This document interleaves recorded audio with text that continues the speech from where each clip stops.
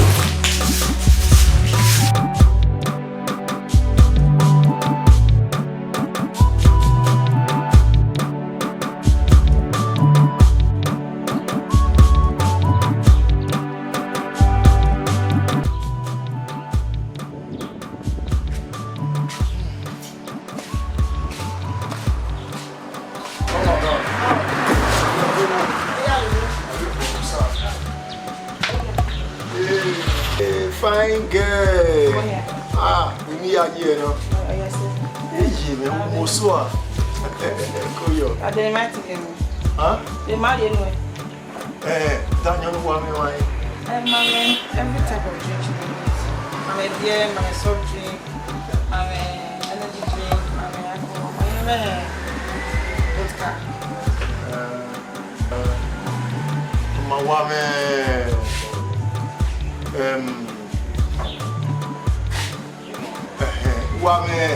A black bullet. Yeah. When you have a plan.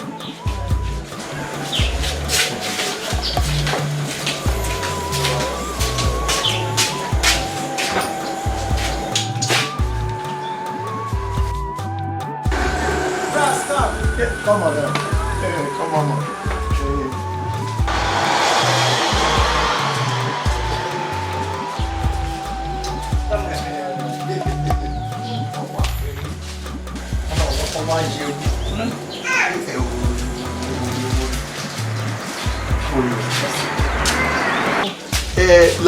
Excuse me.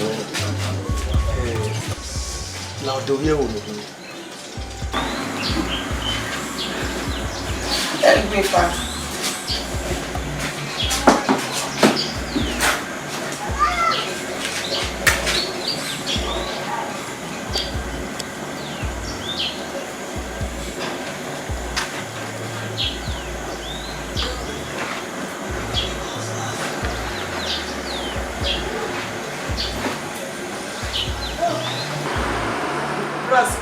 Hey, come on, man. Come on down. Come on down. Hey, yo.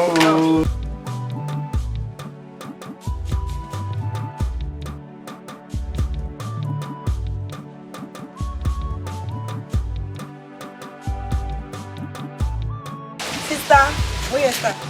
Oh, where you start? No. Chico, you love who? Nareva one, you live in it. Very bad.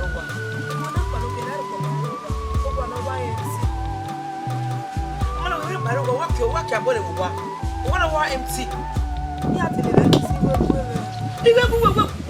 women boyfriend. Where you go? Sister, my best friend boy. You my boyfriend. Oh, my friend boy. Okay, mom down that boy. Mobile the winner. Mobile the denye. Mobile the maki. Mobile the new. I don't know you got to know Jumbo. What be one? Study selling you waiting now. One baby la will I come about one me pay back for I be born on gag yeah woman now. Oh, a bit better the one up. I go to be even one that I even You want to my favorite. But we are making one of the listen. You don't know. You don't know. If for the Christmas, I will listen. Winner. Who you want to go? Who Jackie? Who just said? Who want to walk? I will listen. Why don't we want them as again? Moja no tuma no do. La yeko ara bon so ga gbe yere yi ga iro awa awate ba yo. Awate ma ibo do report e kan a de do police ma go. What was she moja de go mo teneke ya. Then am dey we je carry you but when the bar we say, "Yeah, say we are you gbe no aduan coach agudo ni." We ya this my me ba e for we you say. That was say here. Well, imagine ma say me. Me ma say. But don't me. You feel when you feel it there, okay, say.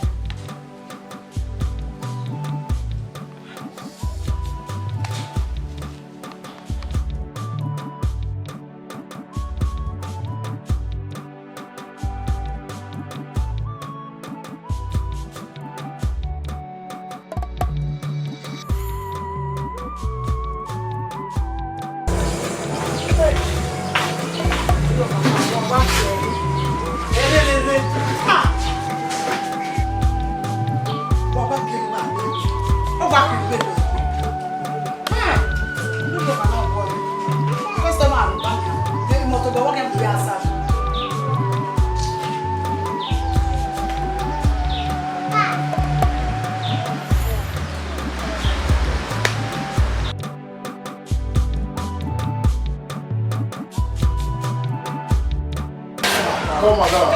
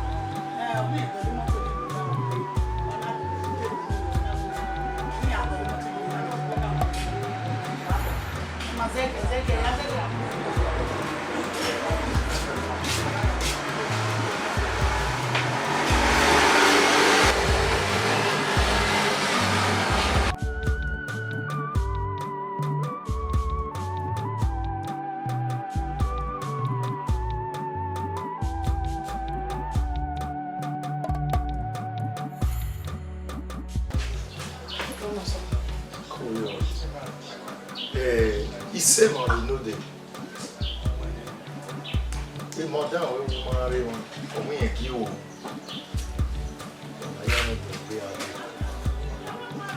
Ima oni made de tell na you na dey tell you how you do it. Wo momo na mi ayo. We me no see me na. Okay. Tiwa we. We we do. Umi de no ka oni reni. E de ni wa mi we ni make do so wa. You know you have drive is all right. Wa mo me we o. Fine, but I do my family. You understand. I understand. Fine. I will make you understand now. I don't know how would you not see it now in Matana.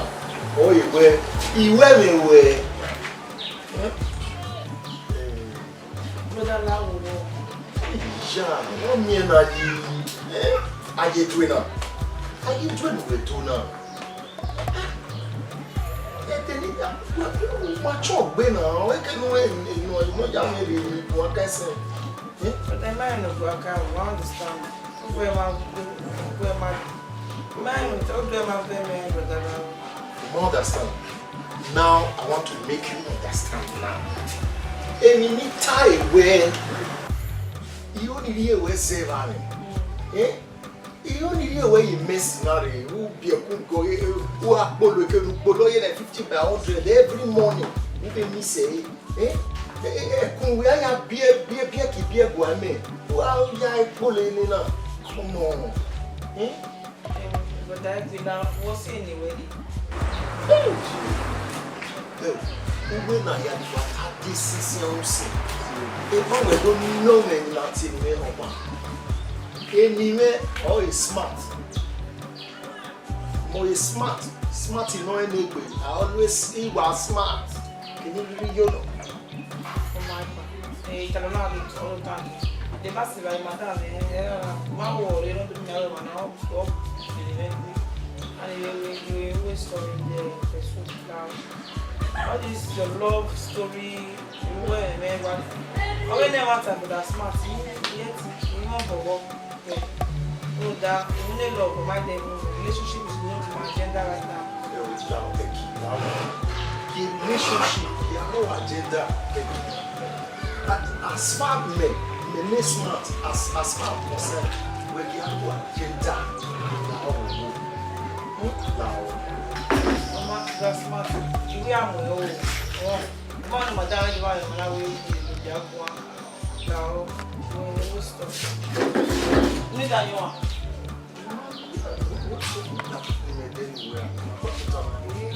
Where's the dog? I can't look like my way. Smarty go to normal.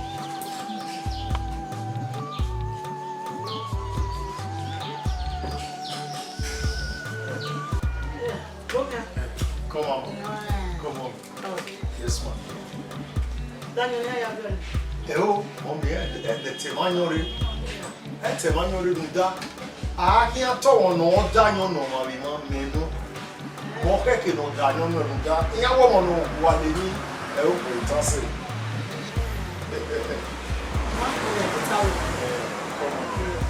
mommy, now. You to see it. Oh, what only mommy, not you. Becky.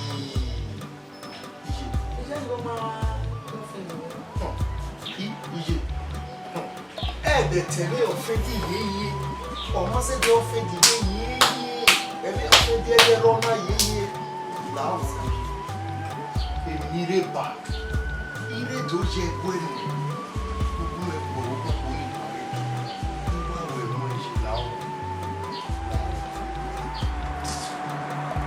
What's a Mao,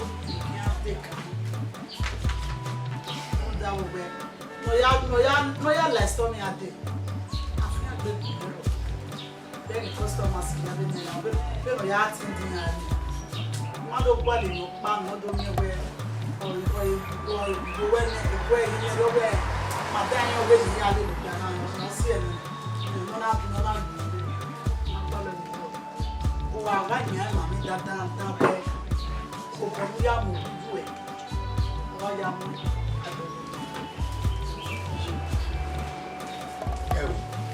We could do Ketona into Mena, we saw the Kia we give me more to the matter to where it is so.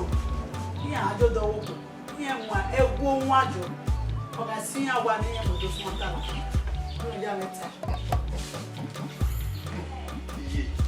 Meme ewo nwa gwa ama we ewa talafa. Eh.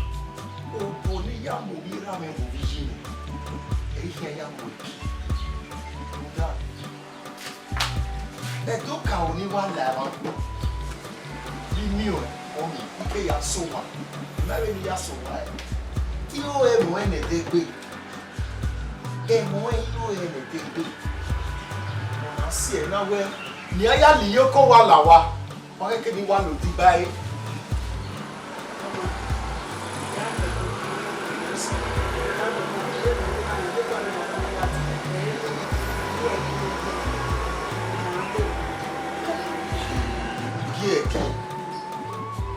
Afia ma o se na fia ma mo sa ma o ni mo ga afia ma e mo wa mi e ke mo wa bi o wa do e mege e no getting o si e na to ma we ba we o bu kana o ma no ri e de na ru bi da bi je e o no so bo ti be we ni be wa o re we ke o we be lo si e na ri o ni tani o ga e bi o we no ba ni ka me we no like the stomach e stomach mama mama do am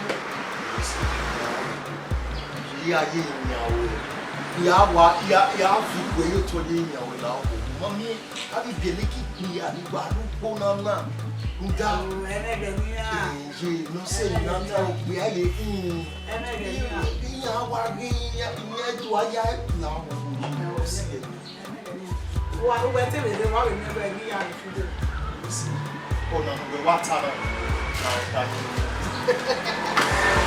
ya be ri mo anyo Yari na o e memo ko ya igo ho ne e ko wa igo agogo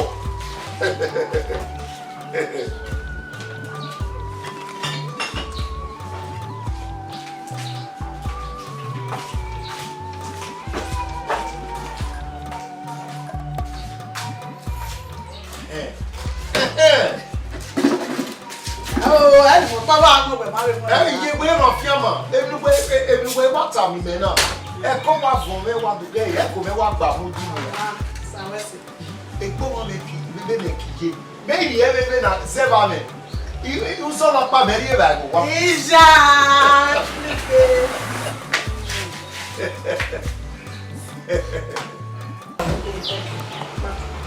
mo wa ti re ko so mo di mo customer ni mo to be wa tan ni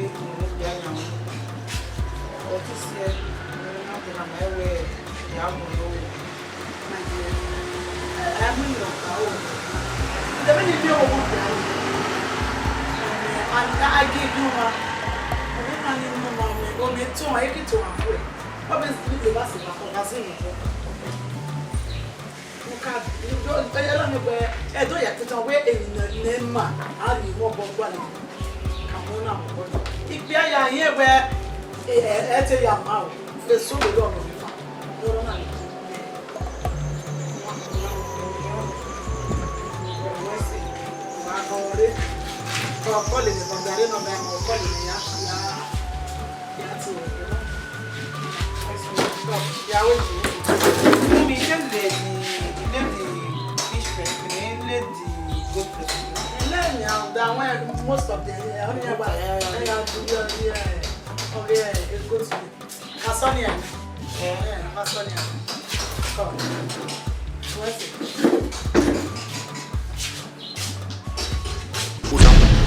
Lao, lao, every bit lao. Lao.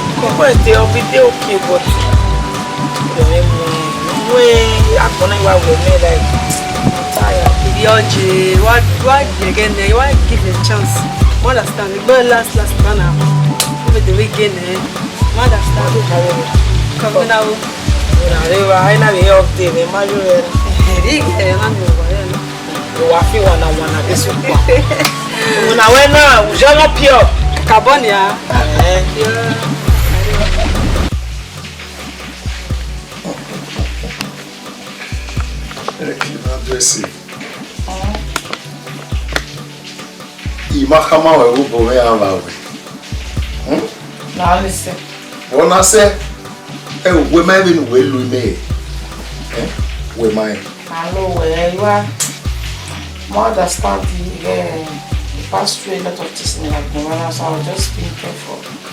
Don't pass through a lot of things. Mama see all you see and I will wait damn Mary. Who try Mary we did me up the film in wake image. Oh my then I was when I swear on my then I know so and we are gay. Told him, I'm not. Smart, you're gentle, you're nice. You're handsome. Straight. And you're homely. So. Na ya we no want to. Mami, eduka woni. And then one is so what do one. We want me. Yeah. Ona everybody yana wa turn upside down. Ite de be ye kwa lo we de no pa. Igwa lo we. Ina we na me ti do temi. Iwa ge u restore. Ina wa pa na we oma. No need sis u restore. E de na iwo ni ani. Ai ma owo igbaro wa na ni. Ugwe na hinani ya. Smart is saying, "But no one there." Ugwe na hin. Oma, mami we nu ya lo me ya fefe kama me we ni ego.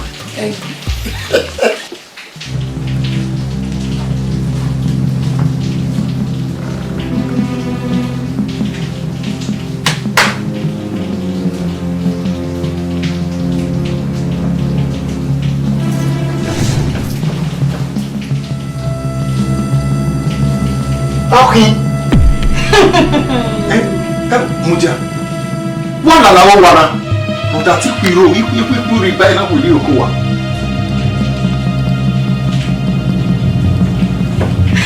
Uno mota. Owo ko ni lulele ni. Eki. Iwe ni do gbu imawe. Murabo ekure. Nuzo awo. Ido tama were de na. Eki. Muja, otwenwa. Eno me. Itama wene. Kedene na pa. Ima oni gi miewe ni o.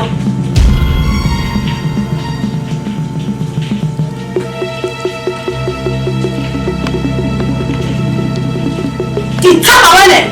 Uwa.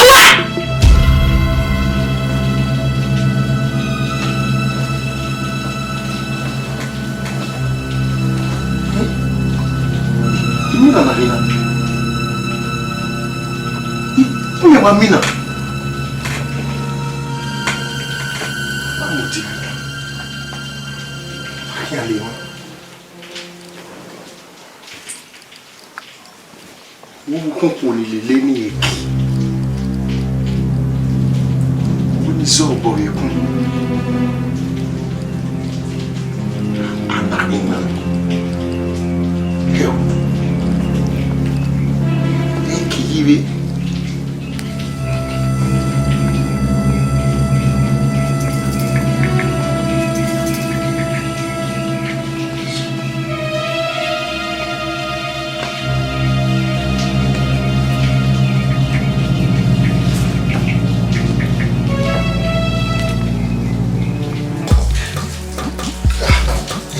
Oni. Obo we na. Dia na wa, oi na vi ni ai. Papa. Wa pa.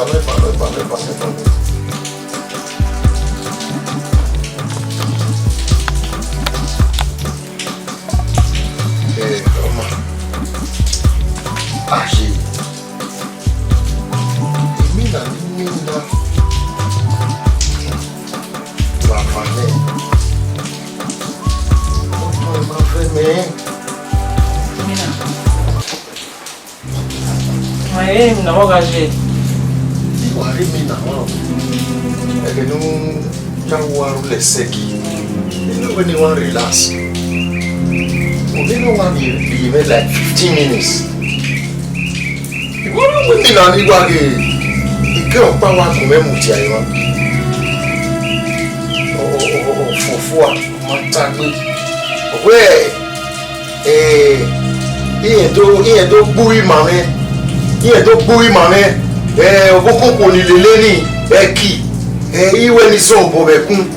Iwe ni so bo bekun. Ina ino ewe eki owe. Na we a.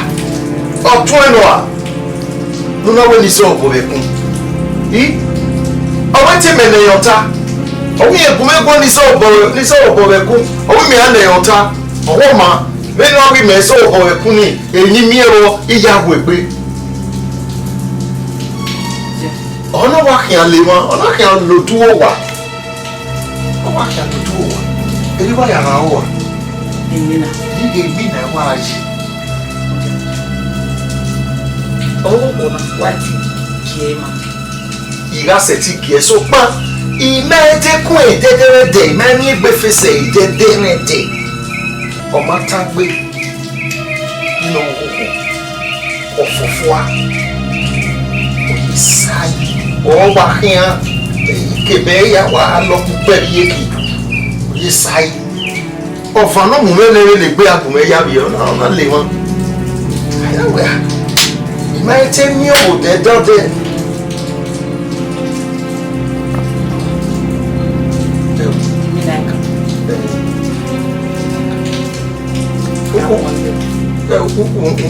When no way to come. Wow, when you are you man who win, you will be about no way. I don't care. You said my father. So, what you will learn you. I am more you must on there. How be as a little oh yeah, I'm singing. Do I know Lenana? Okay, you give and I am you. Ogi again, Ogi. Eh? Ogi no.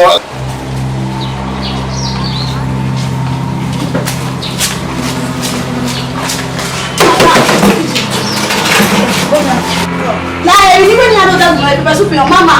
I'm not going to Pepper soup, mama way. Alright. the man yale.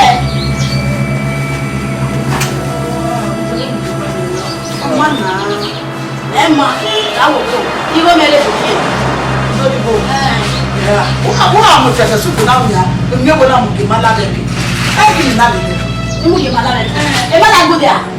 Now, woman, I ain't it alone. You go make it money. Emma, I'm going to be here.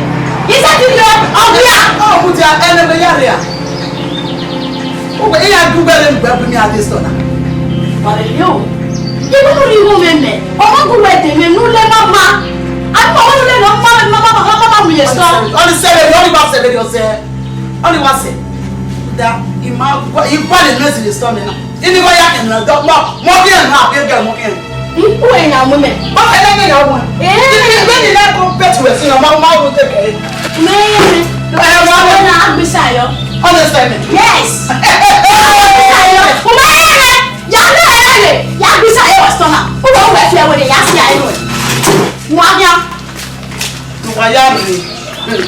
What's our back over the way? Oh, the other one knowing you now. Hiya. Oh, I feel the good one.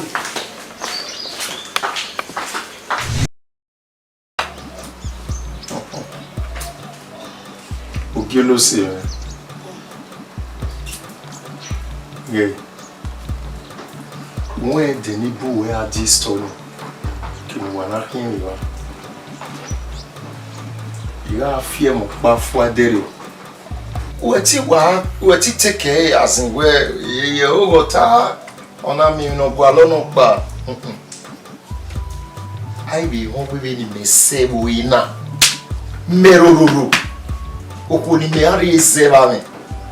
Oye akin yan le lo mo bi bie pa lo. Sa wa ni dan.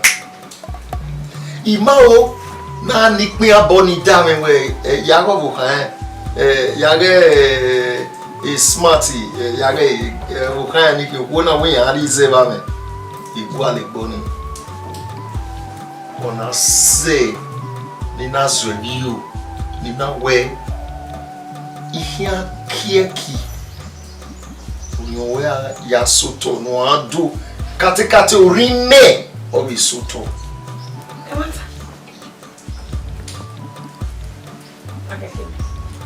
ija ise iga kieki no o demiria ebi niru no egbeme we na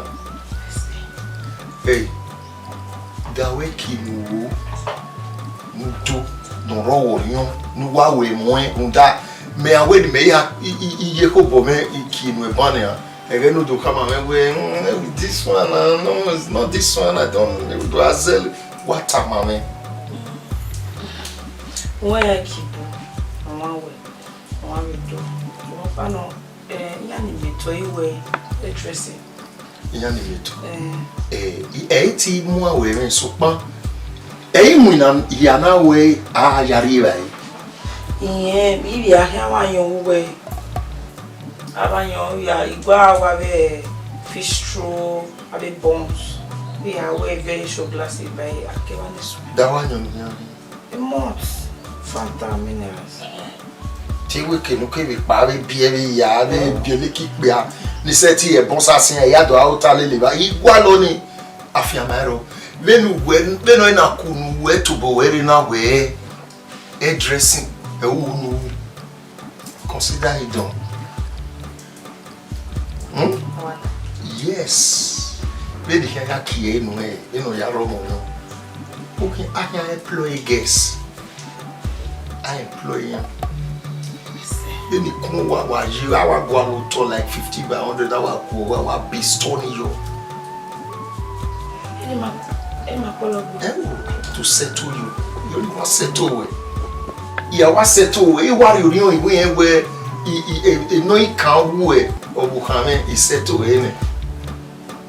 Oh, you only wow. So by next week, Yari. By next week, Yari. But what doctor to go one. You go while you go the one now was a small kiosk. Small stuff. Don't tell me that.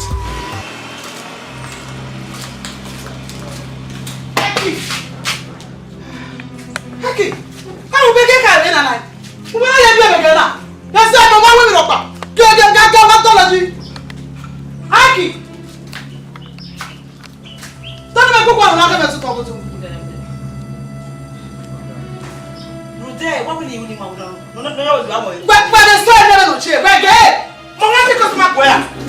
Mo na ti customer le buru po. But I don't want to we. Mo go away. Only me. Haki. Yeah, Obona, I told you that. Yeah, yeah. No, they don't want everybody here. And yeah, I won't believe it. What I want to be shy. Haki. No, but who call you? I got one. I don't know. Tell us something. Wow, who better go to best on up? Oh, I mean, you are. Why is it whoever one for that? What's that? What's that? What that? Oh, why you not be more? You know what, Simon? Now you go home. Hey, what now? I tell you, wait, I'm going up. The next day, I tell you, wait, I'm going to take time. Take time. It's the way you don't take that out. I will run it down. Oh, no, Simon. I will go. I keep on to the wait, I'm going to. Now you walk coming. But when I am in that. Why, what I can't, what I yeah? Why did you get the stuff that we wear with your man? Down one.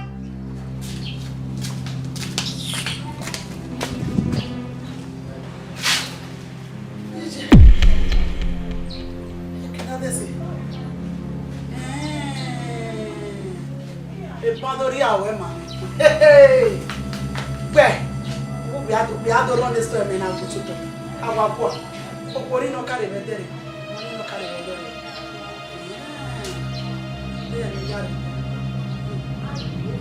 If I go a quick bit, every pop my in our way.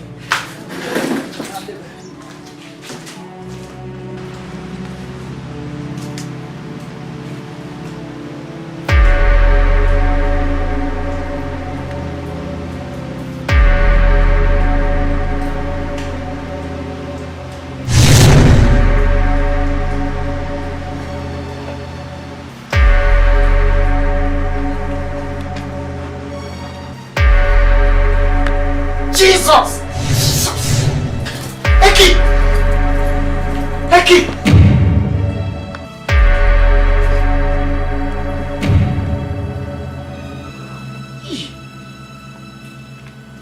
Imina Eki.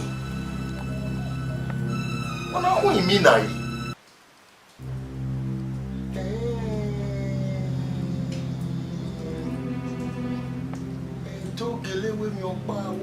vayamo.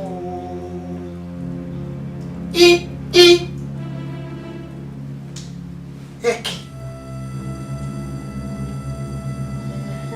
Akabe. Mama no me mo we nínú gogunku. Di ami di àwọn ego ye. Eki o tu eki na o. Eki na pese no.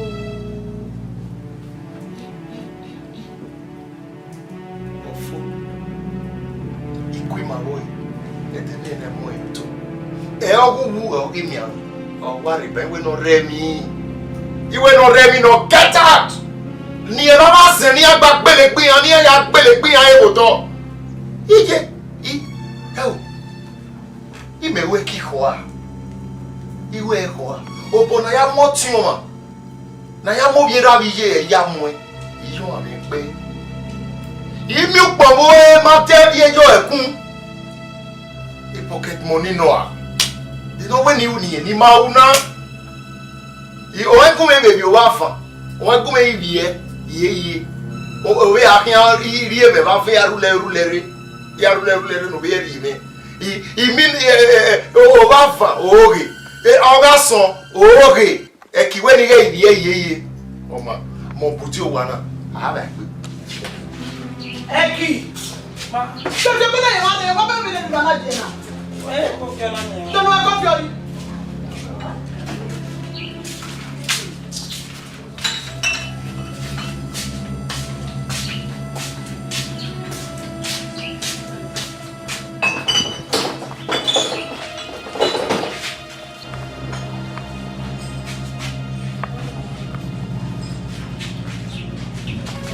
Quanto io che non che vuole, ma è mio. Anzi, diavolo.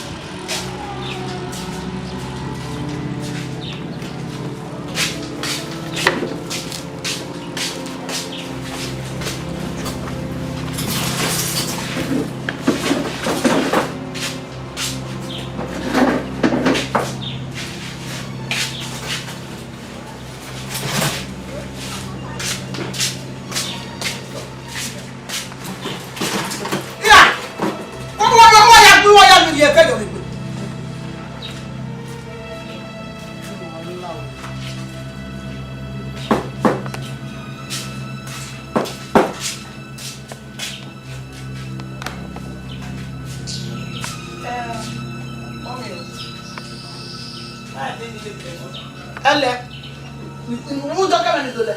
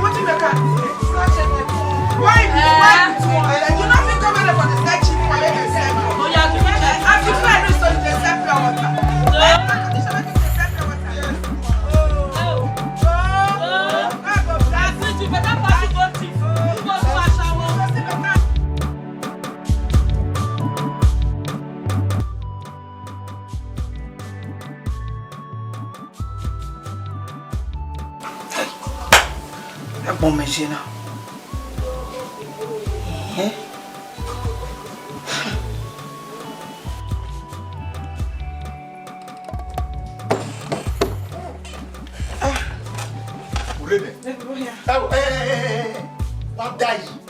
What daddy?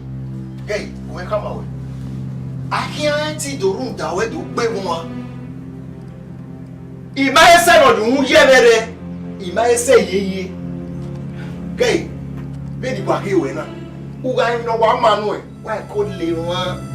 E ko yo le mo. Nu ya mo epo we. Nu be yo le mo. Baby, calm down now. I really go there, boy. I can't. I the boy.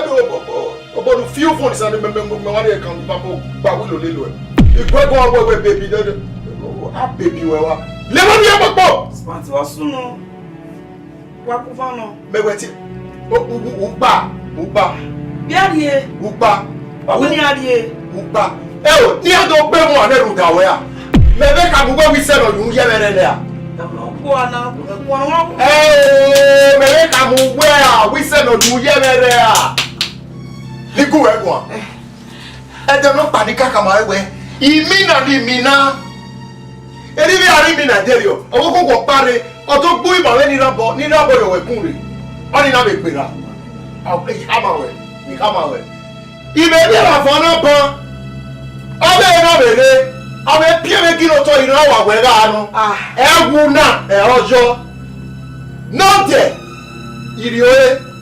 Awo ku pepa le la de mo da wi moto. Bi egbe yi moto re no egu e ya fian we wa. Bi egbe ige oni kupo re wi moto la wo la. Duwe ni digwe no ge me bi gwe la o. La wo. Diga. Yeme, wo ta de wa. Ah? What's my? You never buy me lelu e. Ni e ta no ma yo, wo pa. Do we make you the power banner the way? We make you Mujakeme. Where Mujakeme? Mujakeme. Smart Mutiania. You are back with the level of Mujakeme. Kinato sewe mesu. Kinato sewe mesu. Uda sibia wa boy na niya. Nonsense! Nonsense! Nonsense!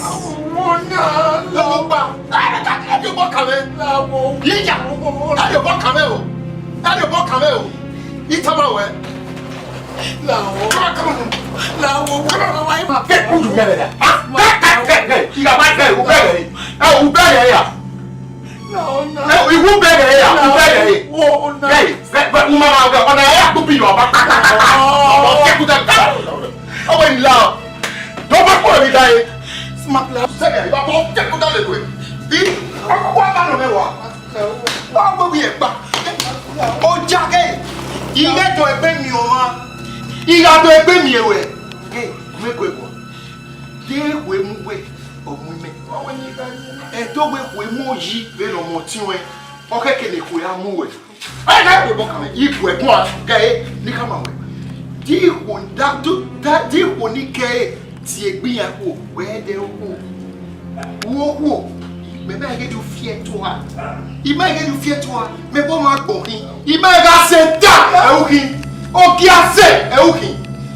How are we answer? I can't get more going on here.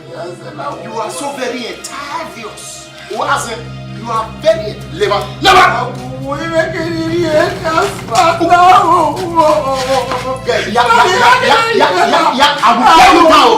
will get you down. I will get you down. I will get you down. Come on. Wait this out.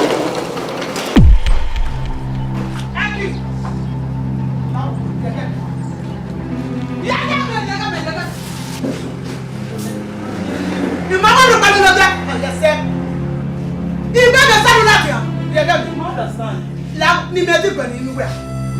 You get me stop. One year stop. Who's one more there? You want me to get me stop? Mom, you tell me that before. You want me to get me now. Hey, now,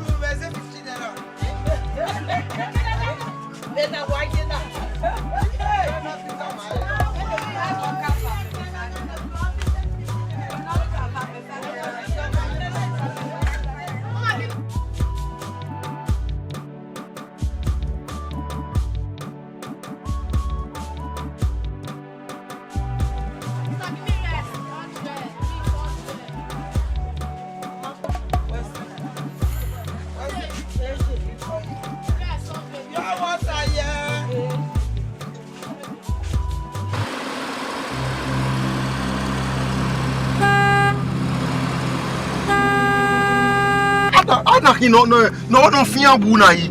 Ye anki opu me adea. Ujewa.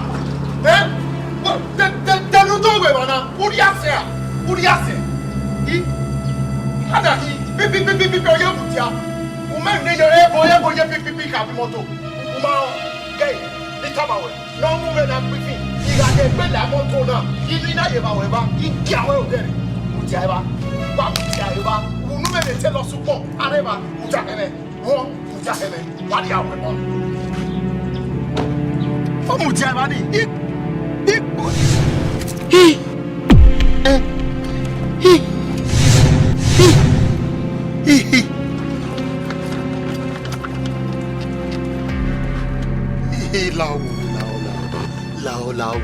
Lao, we want to go lao.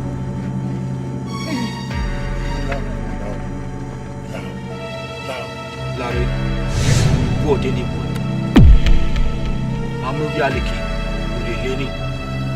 You won't be out here, you want zero pound. Then you go Denny. Would you go away? Why, 11 years, you're going to see me. Yeah, then you are me about. Tell me about it. Yeah, where before you la.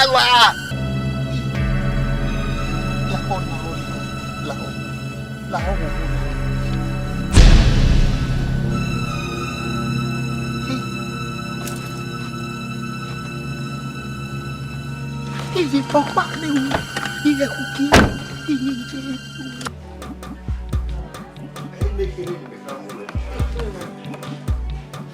I will meet you. Imagine your gym. Oh, it's coming. Yeah, but live back.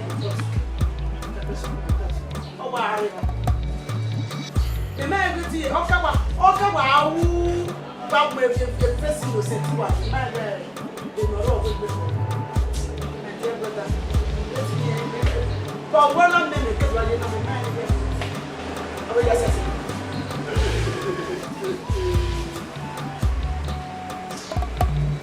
Me waya yen ni waya won e container na te bi ogun e ke we bo aye container a lo de no pa no gba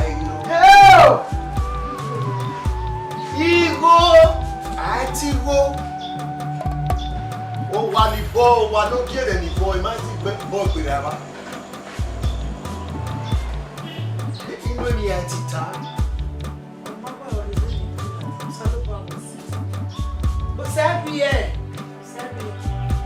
Oh, I want you to be man. Why you to buy it? They're going to come out there. Oh, my baby, I'm going to when a year came, Moses said, I'm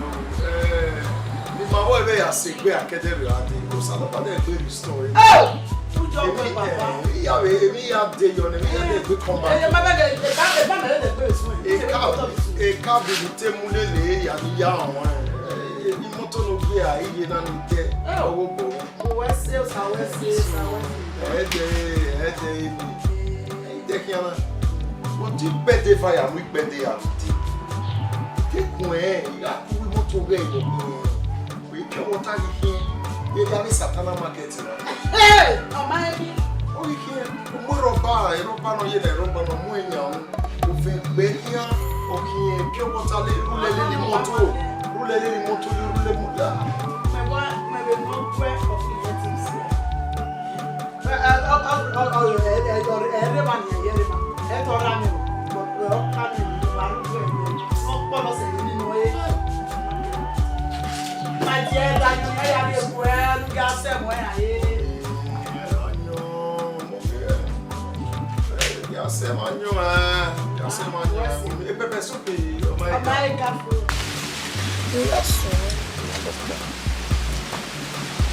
So sad. But everything that happened is not in the past. Understand? So now we go out thinking not soon again. Mr. Enu Sumu. Very why I did some of the work and I wrote down. It's a typhoon. The reason why I came to your life is to give you the marriage with a friend or what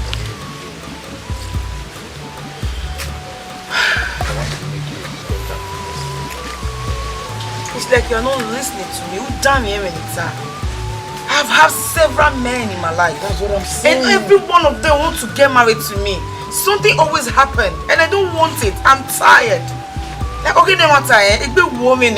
You know, when you're in a relationship, and then the next day I'm out. Okay, it's okay. I understood everything you said.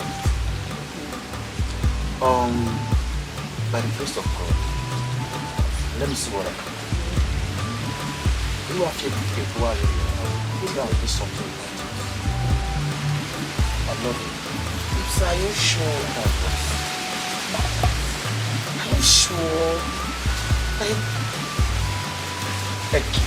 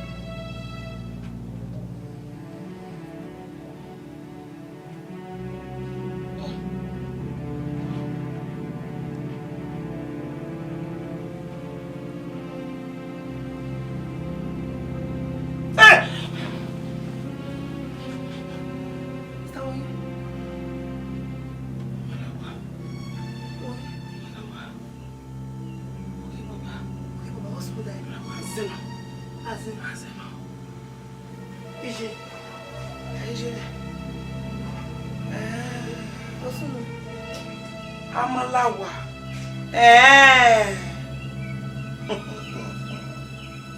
Onyanunya wa mwese dagbon. Umi Emina. Azenor. Ah, sister, Ishime no, Ishimano na, Emina e kan no. Azen Amalawa. Onyanunya dagbon mo mu ya mwese. Ishi azo ni se. Muta. Hime. Ya azo biase. Bible ke pa. Oni wikin yo do ara ye wo da pin ye o. E mo ta me ni ga ile mu na. Owo ma dan wi azare so yan wa. O si e we de oni we friend me na bi olowo ipeku. Oye sai o me won agere. E bi ye ri ohun zanu ro. Emina e kan no. Emina e kan. Ami gbe. Amalawa. Amalawa. Amalawa. Amalawa. Okay, my when I be ugbowo do yan here. Se ka mo pe Emina e kan no. Me avie o be un me. Avie. Love you. O ama. I love you. Sister you we. Amalawa.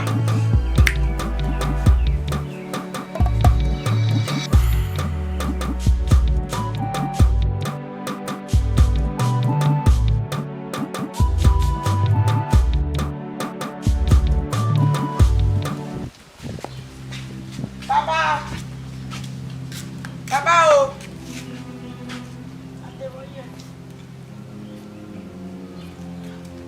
Amalawa. Wa mana? Do me set me team, who be team sister? So ase fa bunu. Tefa ni meme adesu wa monomo ni so iti weye.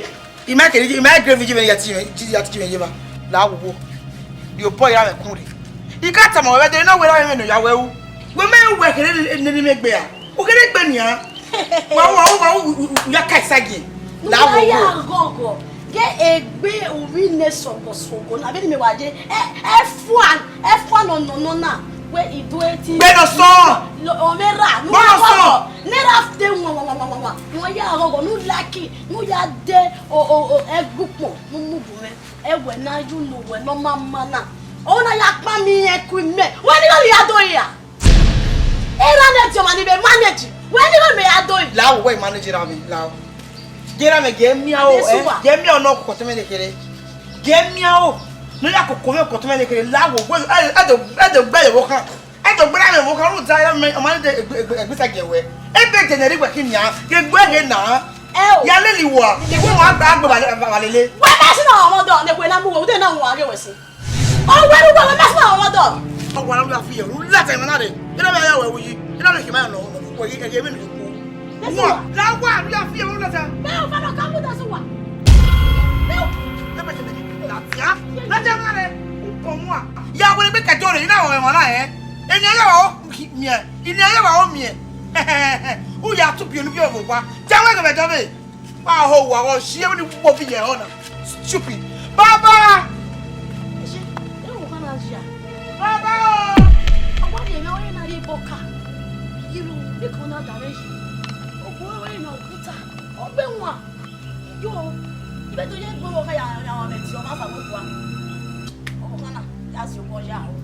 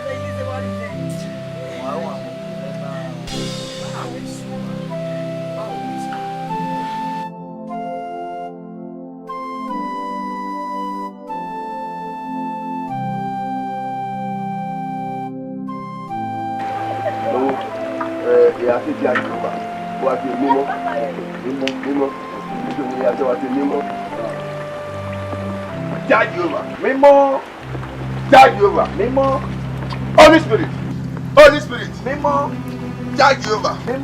Whatever spirit, whatever demon, in your body, inside your body, inside your body, whatever spirit, whatever demon, cast it away, cast it away, cast it away, cast it away, cast it away, whatever demon, whatever demon, Holy Spirit, cast it away, cast it away, cast it away, jẹ́jẹ́ ẹ̀jẹ̀jẹ̀ arẹ́sùtà lórí ẹ̀gbẹ́ jẹ́jẹ́ ìjọ ìwégbèrè lórí ẹ̀kẹ́pẹ́ oríire ayé lórí àkàrà lórí ẹ̀wé ẹ̀rẹ̀rẹ̀ wọ́n iye cast away lórí ẹ̀bọ̀nbọ̀ lórí ẹ̀wé lórí àkàrà. Lọ́rọ̀ àkàrà. Lọ́rọ̀ ìkọ̀sẹ́. Ìfẹ́ ìpàdé ẹ̀nà. Ìfẹ́ ìkọ̀. Ìdókòwò ìgbèrè ẹ̀dẹ́yẹn ni. Ìbú ẹ̀rù ìgbèrè. Ìbú ẹ̀rù ìgbèrè. Mímọ́.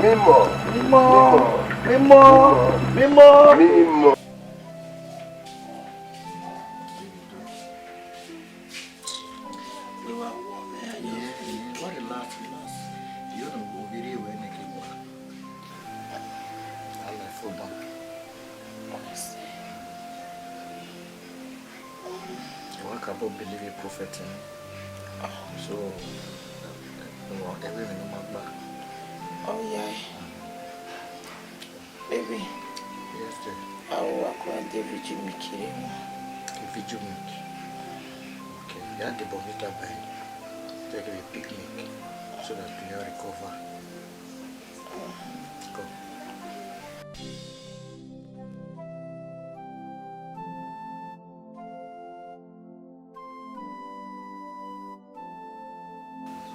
Oh, Momo! Yeah! No, what do you do? Amazing International. 11 Uwadiae metro very magbata. Usio sagbe. Amazing. Ha! Amazing when you come away, ya ka accounting. So we got accounting when he pay any go in now. Big girl. Me am now say me. I have anything. Where you nika? I have any story uje. Kakati na deni go dey obo. What do you do? Amazing International amazing. Sweetheart. Babe. The one that we go over my daddy. I be mama be Maria. No sooner this Sunday.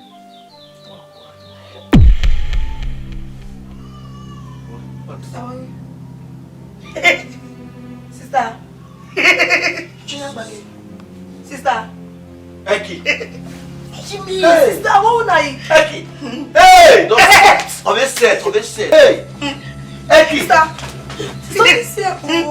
Hey, prophet. Hey,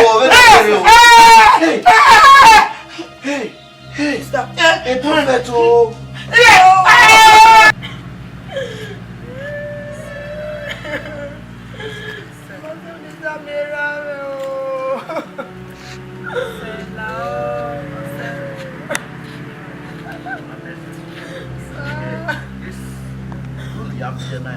This is crying everything. And they are Larry. I've been with another man. Eh? I want to know to unlock up your way. Or to my one if we do day by. That's enough now. My waro, whatever waro.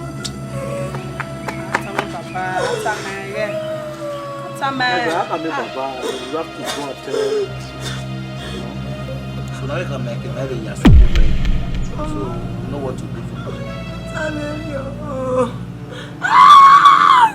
Say, My friend. yeah, well. Maria,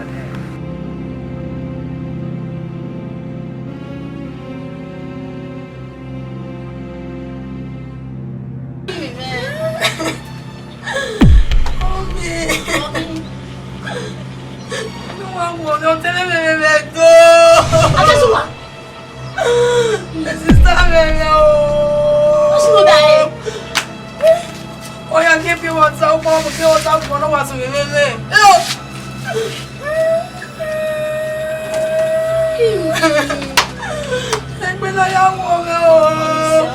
Who does you? Stella Bumpe, Stella Bumpe.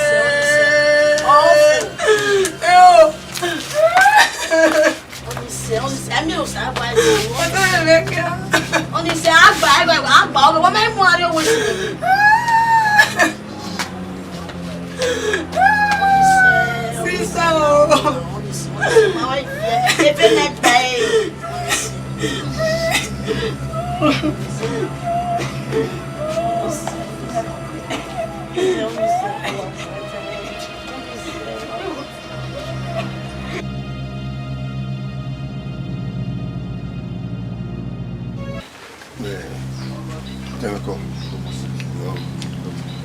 Judge you when you were judge. What you see? I just saw one. What's your way? So then we put one. What do you do? What do you do? As a mayor, yeah, fair. Oh no, what do okay? Now. Forever what you are. You say you will. But better Panya. Do you have faith in the water when everyone like me? Yeah, well. That's the one like it. The jobs you are coming here. Oh, see, so see. You watch us to it. When I'm giving that woman, and you have money. Oh, what do what? So, me way of colleague water, it must be when Okay, you know what? You're bad. Oh, but you're ready. So now wait for you now. You can't go. We have a way we have a surprise. Yeah, when you only want me where yes. I'm very man. Then I'm mad now. I'm not fun when I'm very well.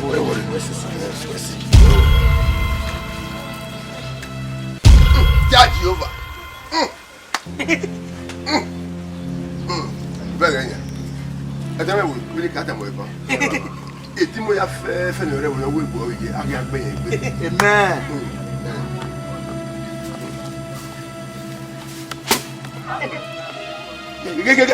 Amen.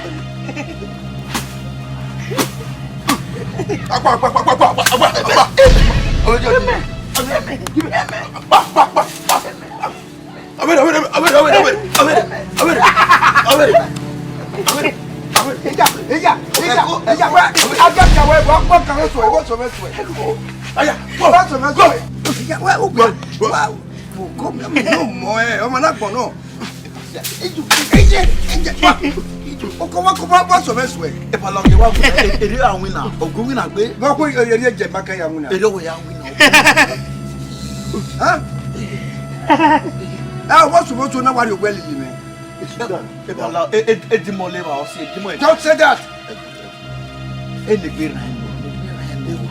Mama, you're going to be right. Not bad. Not bad. Not bad. I want to know. What the bill? Come here again. If you come here again, I will deal with you. Go!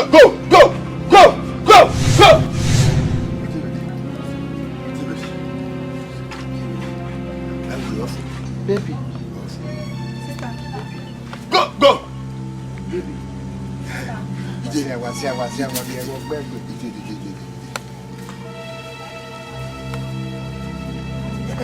I will go and I will put him on the road. Go ahead.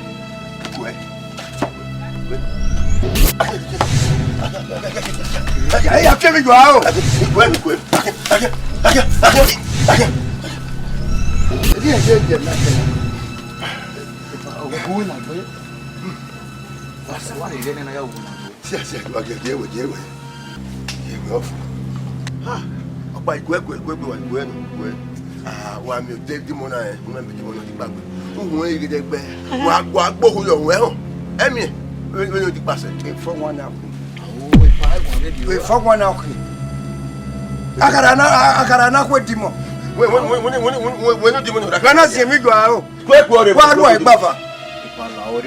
Don't say that, my friend. Don't say that again.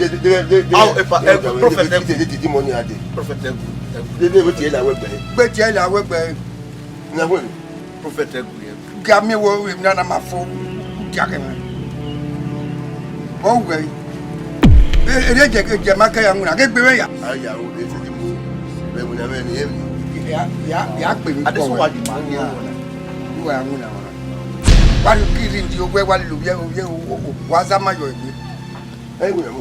your my was a like I better go away you.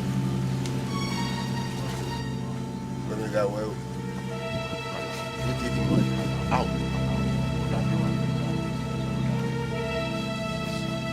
Maybe I will. I do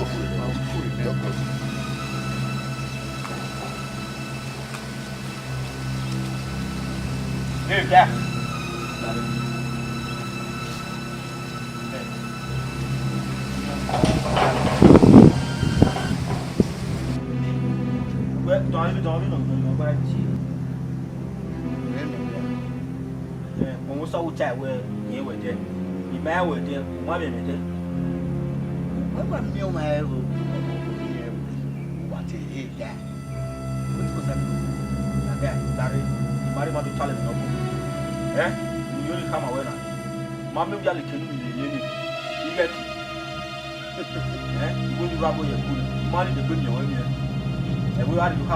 Wonderful. So, Mudeki, we're not doing.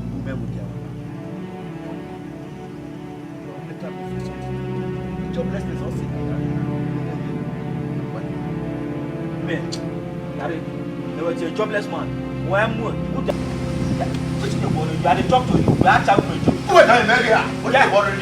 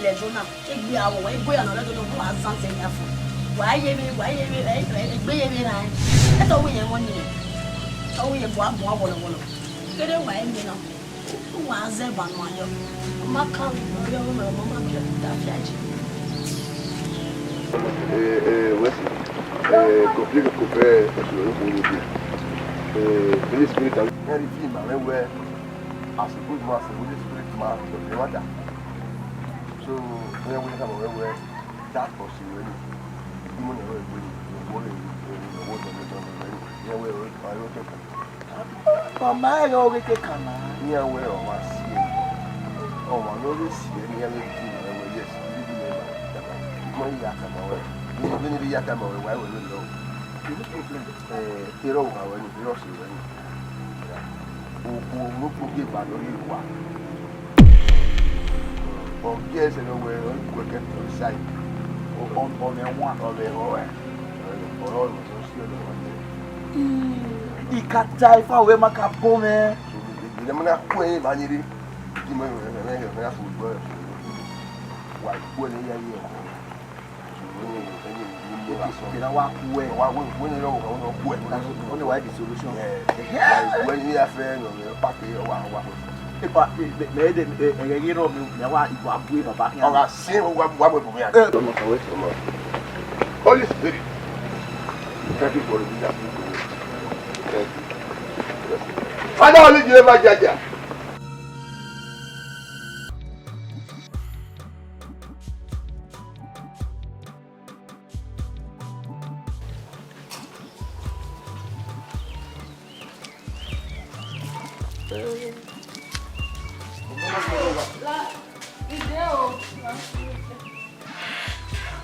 Where's the one How? This me why we still in 2 minutes. But you are here now. Come. Now,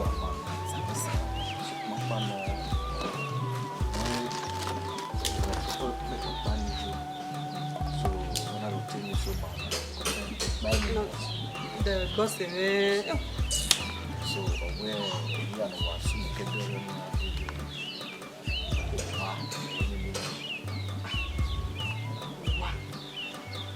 only me where era you book baby. my way.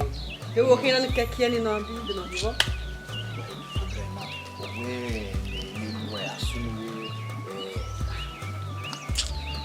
Tiny, I'm making us so. Maybe they are come if I will do mending at time. Then he will be working a book bed, then he go.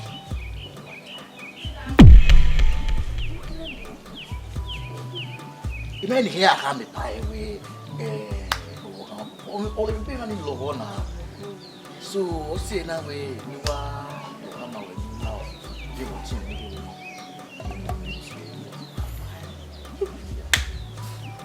He's just only here was more. Oh, they don't even working right now. Oh, you way? Eh? So, I will never stay time away. Understand what it Eh, yeah, time I don't know. will hear come. I only want me here to like in your village, but ya kicking you know, ya day. Okay, the wish me you work with you. Yeah, so that I want that for me. Ma, do my TV, wait till it's very full. Exactly. Yeah, that time. Okay, allow me and work up here.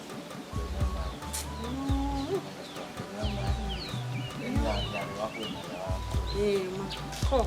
Never to attend. Where come on? Sorry. No, we are going to no, but I don't make it now. Me, they're going to come looking at the oh, ma, no, looking at my money. Eh? You're back on a good cake here, Emma, or my daily back, mother, the guy. It may no rest, I may no make both of money. Eh? Azenor. Look at you.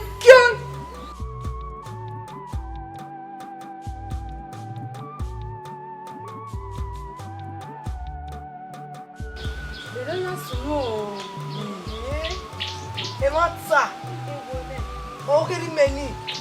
You want to walk with my Awana? You see, you're too late. You're telling Catalan to imagine when you was no walk with him. So you was in your team make be. Oh, no, you don't want it. Yeah, see, go. When you pack your one year. Oh, pack your 1 year as a walking out bear backbone. As a walking out bear backbone. And I only ask a good money. Eh?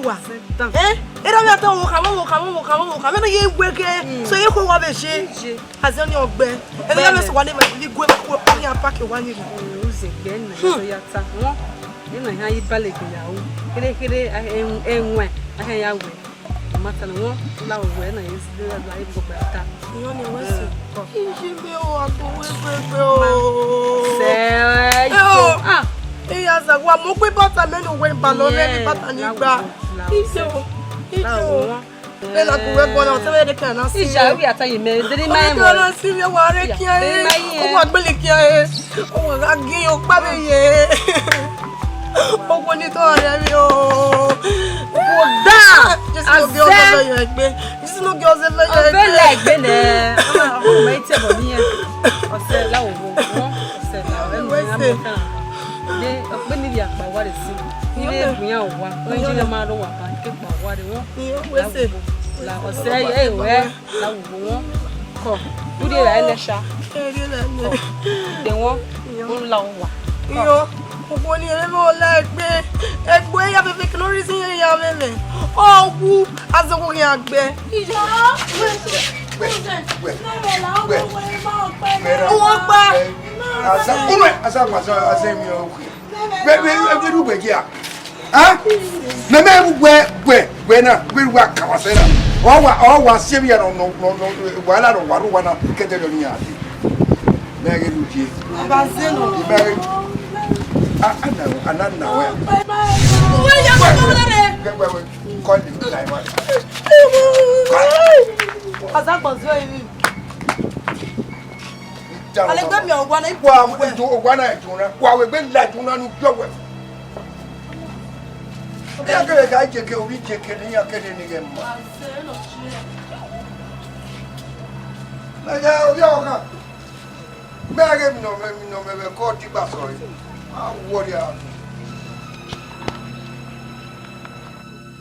Charge over.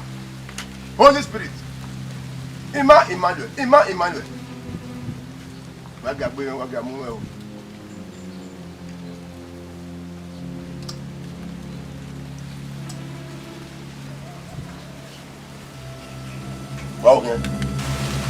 Where?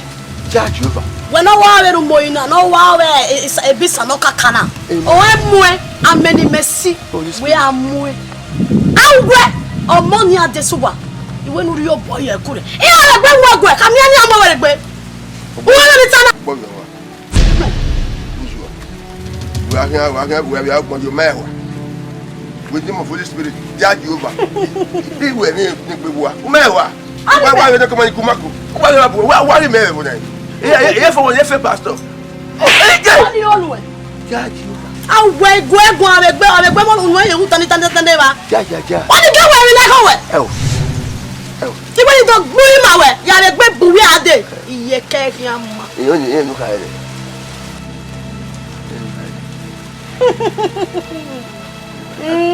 Agreement for it. Ya igbo bra we no ko. Ja. Uru awan yu we o. Take it. Accept it. We can now go. Ja. Holy Spirit. Emmanuel. Who are here? Ah. This year, we are going to do why you are where you are. Huh? Who are here? Ha.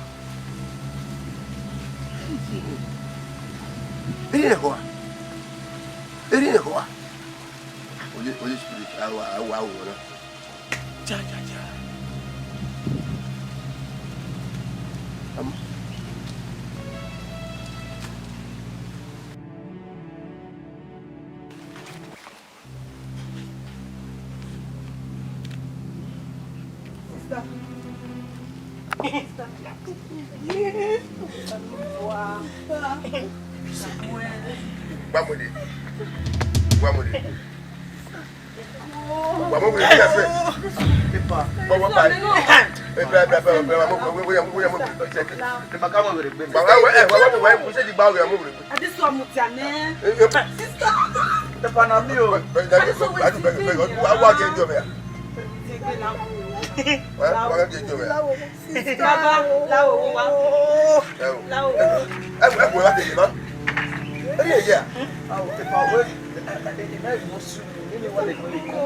Come up, why am I for that perfect view of your own?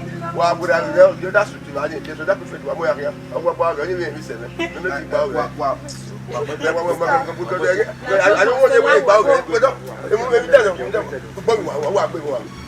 Police, I want to tell you.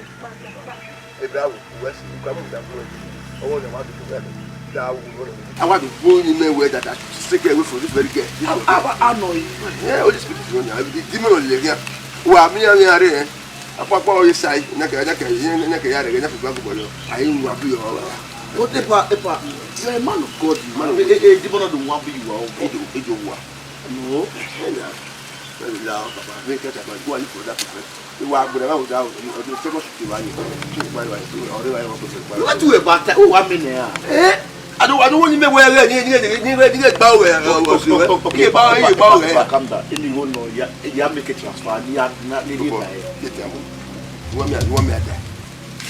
again, I think or strong is a maybe. Oh, come on. Who will take time? Be careful where you are you, or I put up there at the end of your life. Oh, then where the woman I did now. Very like for it, but there, you vow, you wouldn't go. But I can't go. What going on? I'm waiting that I must say, what was that? Why when I'm now? Why then what happened? Then give me here to guess it. Idiot.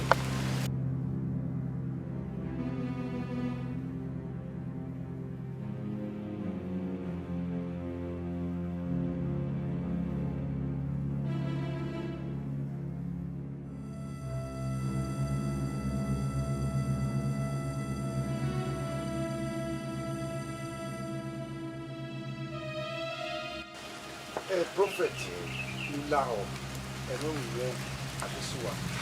Even if very bad. Ukawanika in Yali are not soon with them. You know, when you are following, you are carrying, only big carrying, you don't know get them.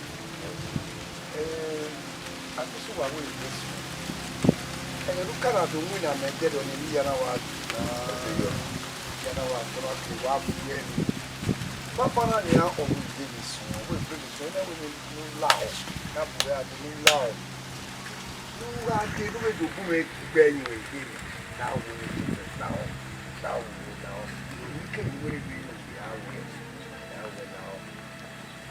now. I'm happy to go where you can't wait. Where in. The police of the world, you are really young. Okay, but I will come when I come in with you whatever. No come when must we are now. Or more over I didn't know more yet. Why you allow you know where setting that way. Who will them you were there, I'll let you what you okay. Then, a demon of Ali were there. It were for the one you have to shoot. He calling the better I will have a sad warning. I didn't go up with one when you kill it forward. If I made demon of the work here, I already just a little boy, I was strong in the work. Yeah, he did. He far up who are there, who are going back. And I have a new view for it. There you are that. Make it even a boy at the Baba. Up by the wood, go there, up one way to buy for people. Need to warn him in the Baba when I fight Baba. And we kill the boy. That demon at home. Yeah, I think so. I have a good I'm going to salute who will get him a work. Who will hate him a work. They have where him to show his money up with what he may see when they call me. Would that be here? Perfect. Why am I going to with you? Why are you so wicked?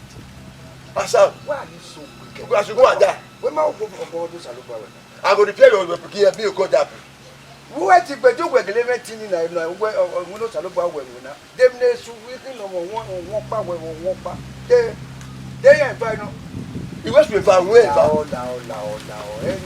Especially making up where they will be. I wish we are. Give up me, may my bed man up where. Eh? Yeah, when you have me, When you have me at it, when you have me at that that, will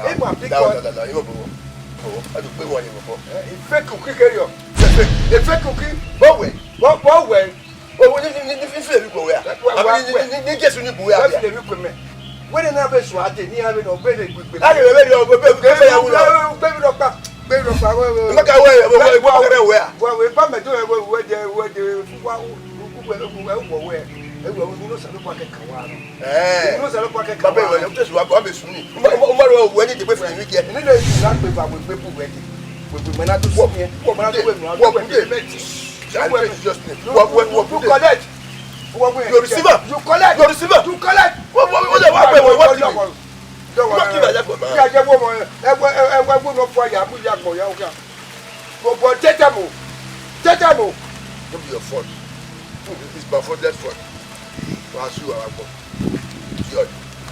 What about you, Papa? If you make it power, whether another one you win, he can't worry about you. If you, I beg you, devil people. I don't want to go. I beg you. You're ready with you. You want to buy over here. I didn't want to hear. What is it?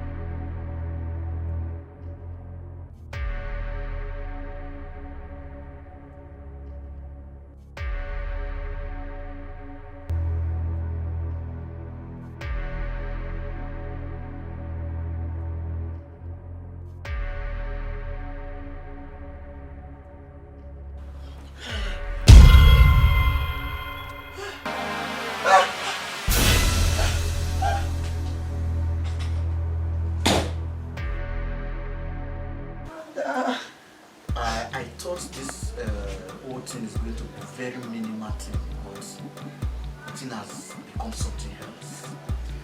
You know? But why escalate it? So the way the whole thing is very confusing me. Now, what they know, man? The next thing, why escalate or what scatter? I don't know how to go about it anymore. I'm tired. So there is one man I was very struggling but the elbow and every pastor, but one low. The man was here. So you have to try and go in and you and me about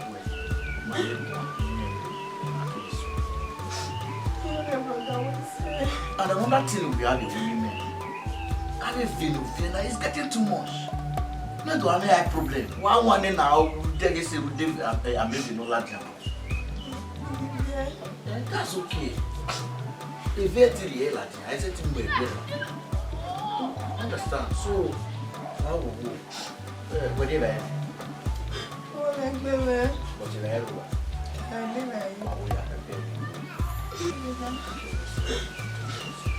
So any idea you can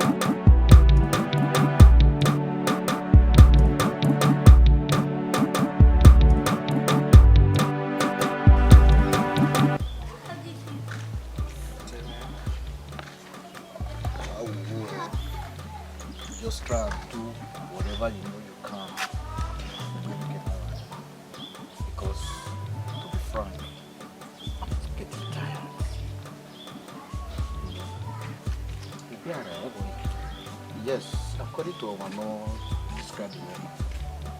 Women were born way. Exactly. So that's why I said let me give you a try. Ikagba oge ma. I know. Ikagba oge mo si na be give we po me ati. Ya. Ni kere na kene ikagba oge ma wo le. Si ori ko pe ara.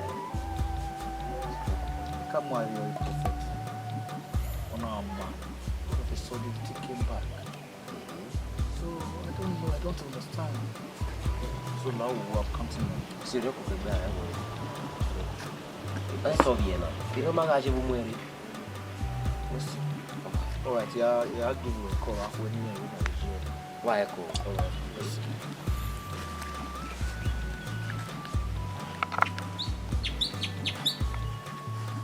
Begbe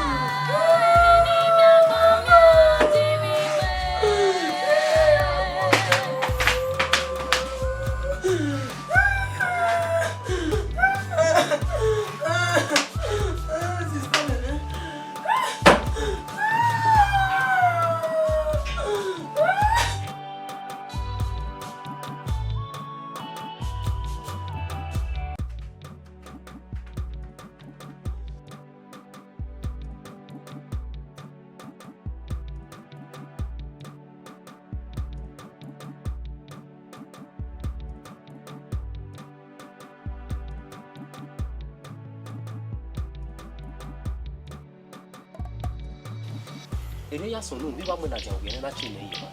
Ina we ni la jan ya de o pe. Thank you no bi ai. Ikere imagine yo. Iguale le na le tu bo me mami vi ka bi posi mi aguale ya mami o. Den de ken mi agila. Igbe ba bo ni. Orin yen na teme. Mi gbo na especially ba sason. Assassin. Emi ni ga iware o ga wa se so de ga wo wa nyo hu dia. Oni maika man. The issue now is via mio Yeah, mio eh. Igbe wa wo me kari imebe to bo mi gwa le na ni bi ki ave posi ya mami o. Yeah, baba.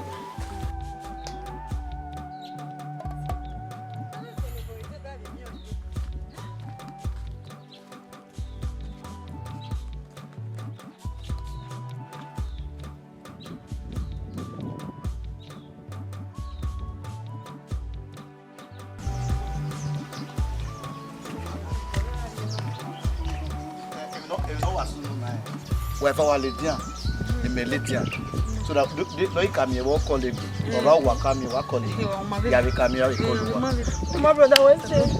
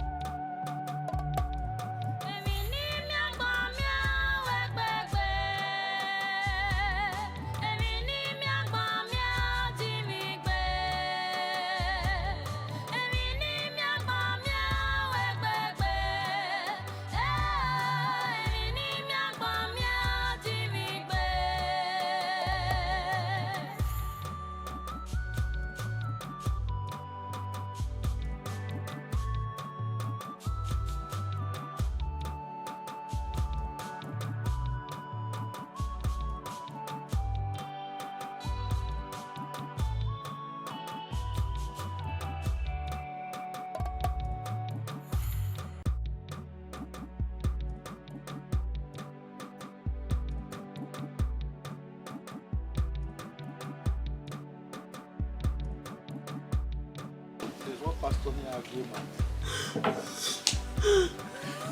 Just go and get the pastor.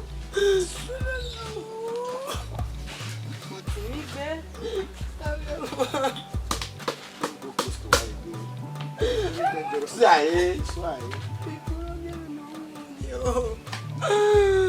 Jesus, now, what should I know there around there? Let me go and get the pastor. Okay, so we can have a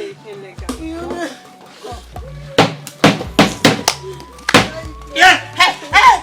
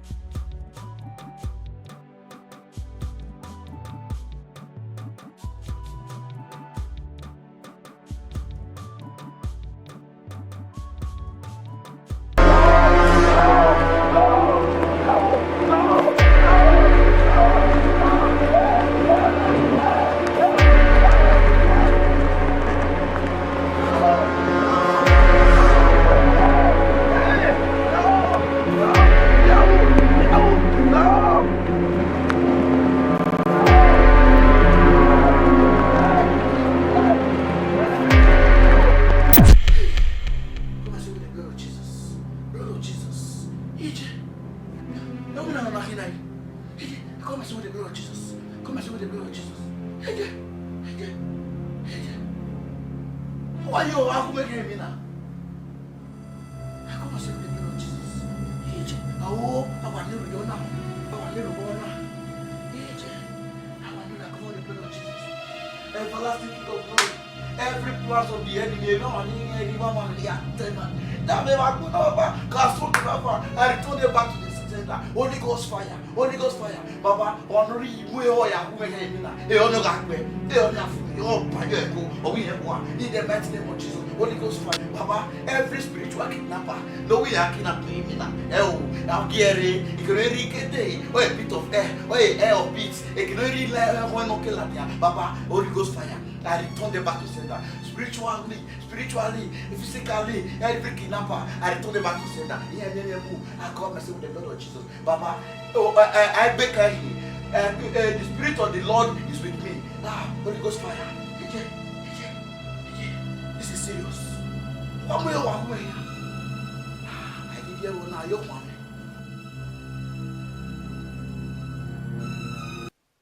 Madonna. My dear. The pastor man. We are here. Very strong man. If I don't meet my brother, I will see God.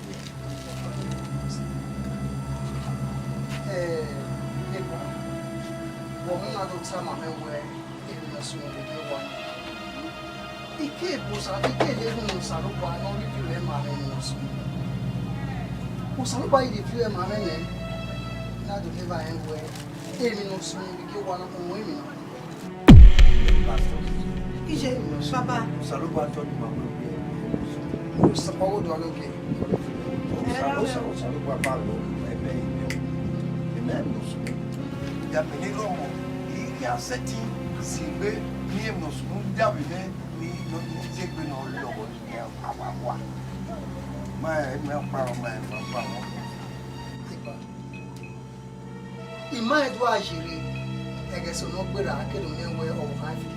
And it's so long no time away. Why is it that?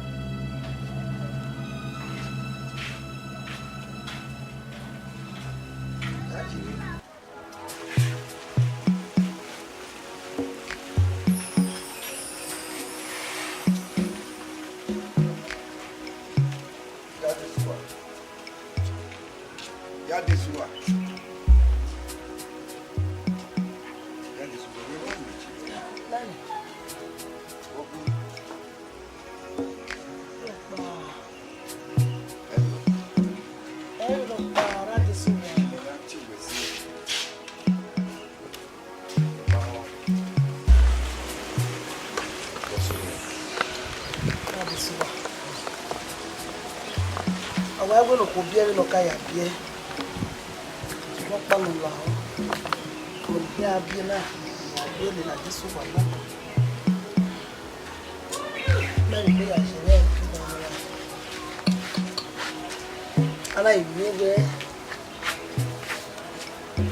ẹ̀tọ́ ìbílẹ̀ lòdòdò ìgbọ́mọlá ìyára bíẹ́ gbá ògìmọ̀ rótọ́ gbá ògìmọ̀ abíẹ́ èlé làdí sùnwà náà ara mi rí jo ìmáríré rọ́ ìmáwọn mẹ́rin òkú ọ̀rẹ́ so gbáàgì àwọn ọmọkọ̀ làwọn.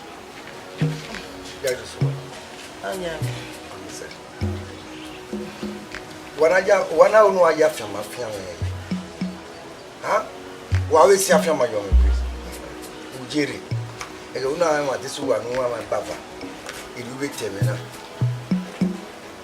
e bo be ha wa le na nia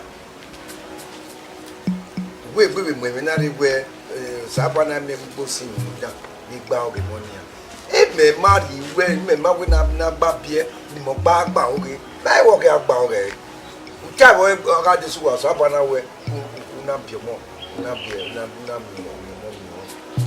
ha ona we o be sege ne ne o ga we o mi ta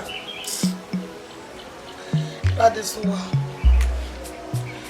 ogun e ga di agbon a mi na ya hiye we wa isi o gbe sawe do ga gbon re o ma re do ga gbon na ke o wa isi dege mi oro no ma diafo no bege o tamare agwa lo toy ha ihe meti to ge ma we o gbe so ya ri e ma ya wa le ga we na e atamare we e ta wi do bi e ta wi do ga gbon to pa ze we ne mi bi ya da me di ba gbon kale ni o we o pu gbe ya ri o pu gbe ra de so wa o pu gbe ya de Domo lere. Pada igba wa. Agba gere ni ba ti. O we na ya we. Te to we tabu be kedere ya se we kwalo do e. Na ya mi mo pa ngai du akoko mo. Me ba o na mo si dan de de me we o ma ba ine na we na de de e kwalo o ko pa ile me to gbedo o mi ko pa o to ya gba ya de ri o ri no alawe gedegbe na lawe la de so la wa je na eyin ni la fi ai ohun egbe mi Tony agbon ni pe e ja fe ma fi wa bi mo mi o ria bi mi me ga mi ne ga diagmo ya we va ero uja ba ko mo me e ki veri osa wari e ki ari osa wari ji o le kiri ori ya de suwa ane fe ki o e ki a bi ame ni ba e ki ye o a bi ame ni kwa si egbe e ge ya ge yo wa o no ya fa ma fi an ya pa yo wari ni ebi kede ade wo we di fi an mo we na ni ayo we no we yo de ni an me ka wo hey ba ni ya ma ta yo go wa te pa ma de yo ha wa si yo koko ya ko de bi no na wa se di bi no na mi mo mi na ni bi o ye Iyo. Ikweyo melu a. Ikweyo we se na mi. Ya so ko fi ro pa ewu e. O ma eva ye ko ko pa ke na ya olowo. Ni no o du gba bi ba mo pa be yin. O we ya ke ya no mo e ni me la. Ha? Ibe ye ke ni ya mo mo wo. Tira. Ya di su ala. Garo me na e pa ko. Nami. Ya o benu kai.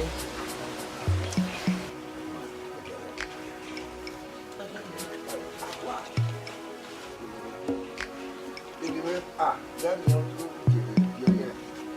Dia wa.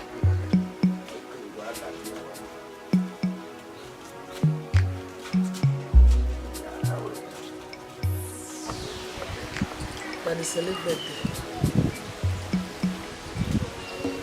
Oh, my Uwadiae. We're not going to want to say. That is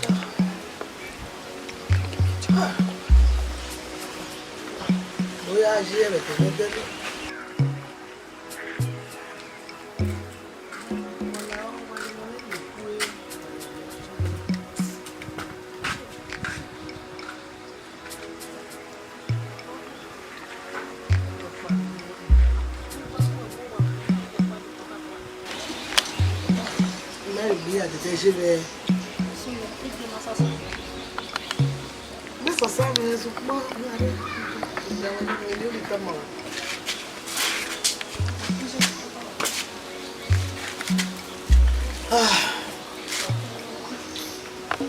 I'm a vecchio, man.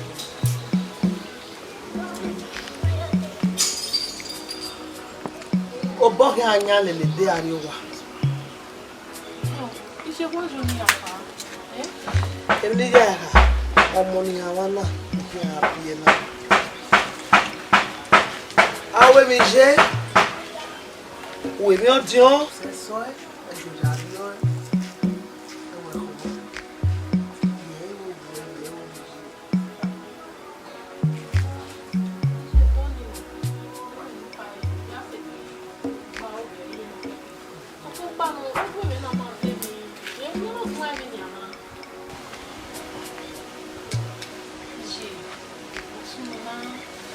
Boya lo ya meno ka yori be de agbe e bi ameti yen o fe de le bere so po e we ni ri ta ma we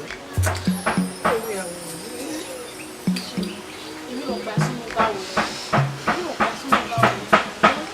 Kí ẹ ti àkókò náà. Kí ẹ ti àgbà ọ̀gbìn náà má lè wá lè wá lè gbé ìwọ́n lè wá lè wá lè wá lè wá lè. Èmi ò gbà sínú báwo. Ẹ gbà kalẹ̀ ẹni náà rẹ̀.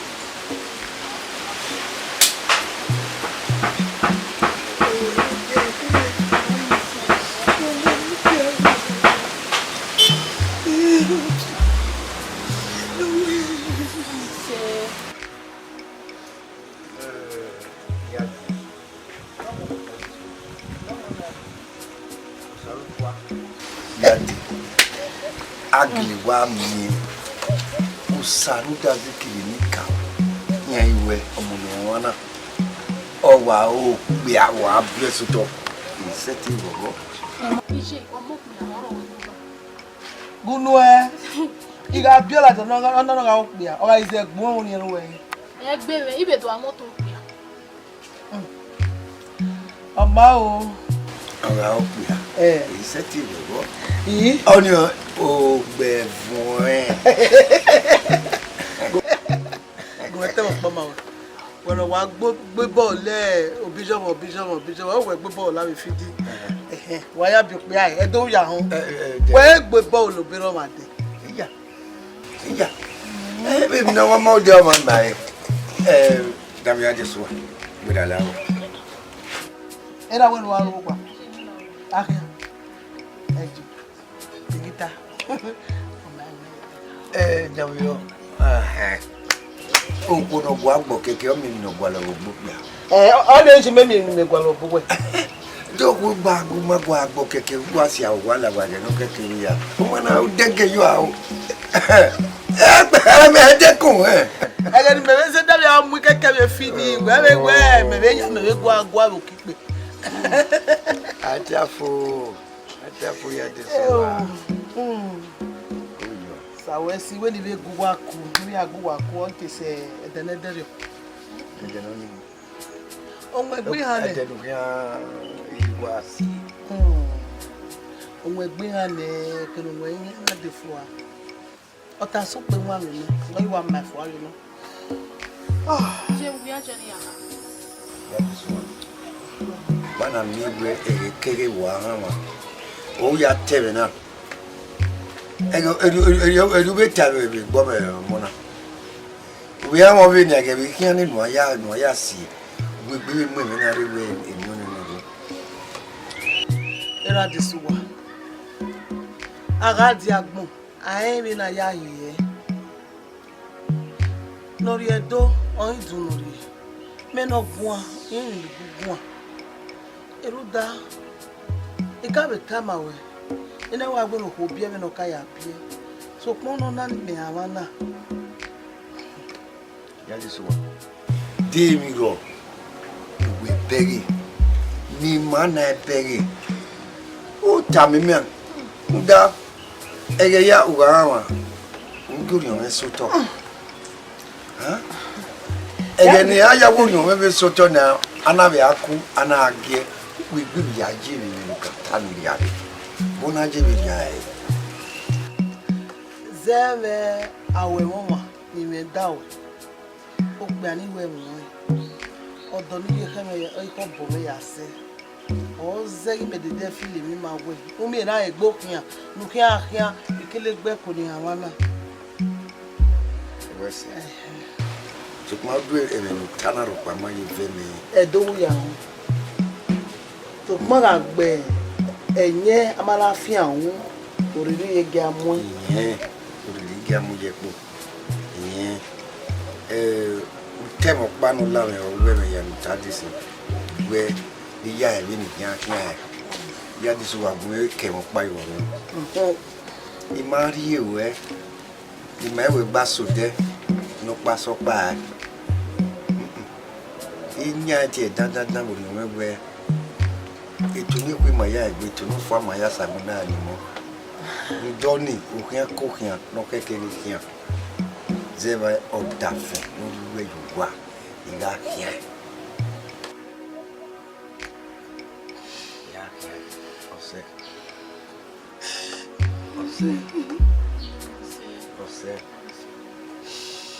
Você wera a une minha me vê. On sait. A menina do clico leve e com uma companhia. É verdade. Mas você não vai o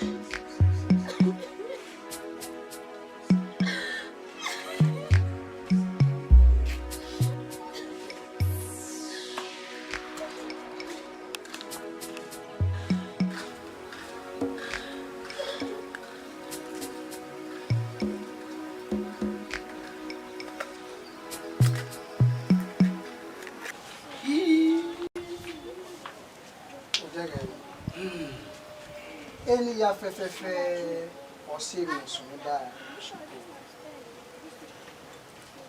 Then, Pastor, what do we now do? O Sanu does it. Or what do I look at? You can't let it suffer. My let's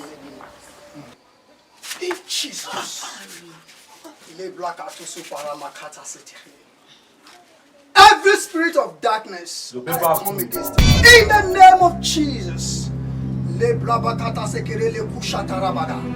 Le blakoto supara.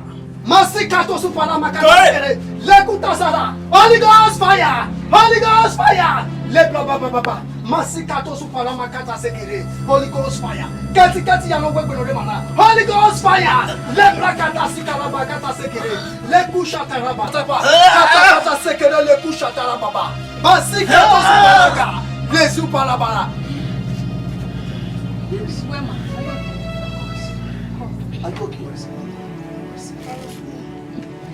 Pastor, don't only him.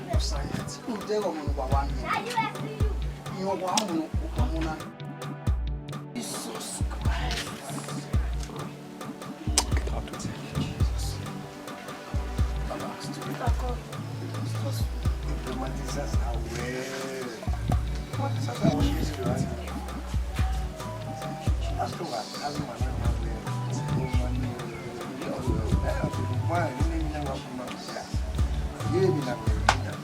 We are saying thank you, Jesus. Thank you, my Lord. We are saying thank you, Jesus. Thank you, my Lord. We are saying thank you, Jesus. Thank you, my Lord. We are saying thank you, Jesus.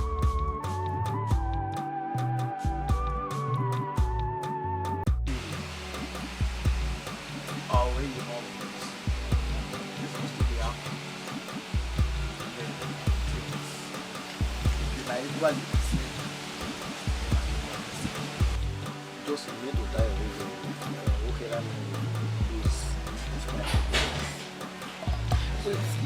Who were telling me we go through all these things? I was mad, I was crazy, I was sick. It's a long, broad story. I went out to Atalo, and at Tatikolo, and then we're there. Oh,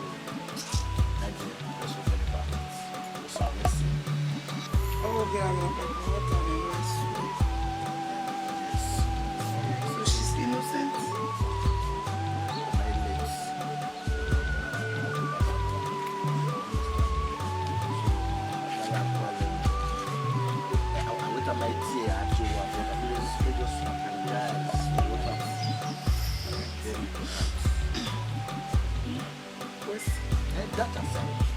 One of the way ware to the Eki. Then who's easy going there? They were calling you at this one. How come? The reason being,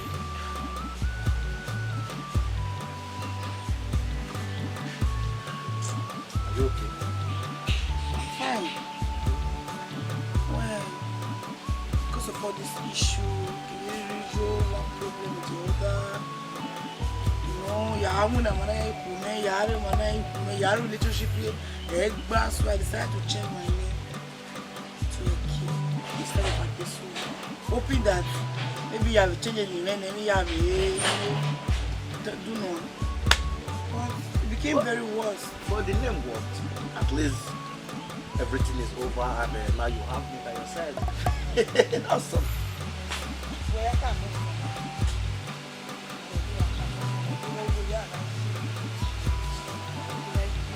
What did you say? don't buy me all this thing. Never let me go.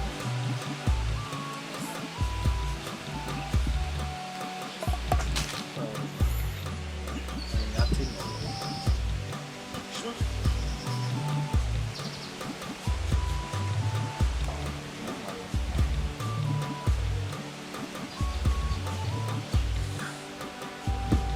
Marriage. Yes, please. That's not plan. Everything is over.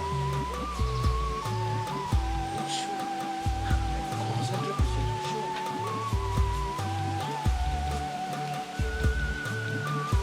You will? Oh, come here. Thank you very much. See. Wow. Where is my ring? Oh, your ring. I thought about it, but he like it disgrace. That's you know, gather women my surrounding now. You know where? Well, no, I'm not ready. You know, I'm gonna do visa. You know, so that's why I just like let me tell you first and make sure I'm super. So West. I will organize a big. I really want to appreciate you. How you were here for the woman. Like, among everybody you stood by me and you stood by me till infinity. I'm flattered. Yes. What a friend. So, what will happen? You actually have my Bible.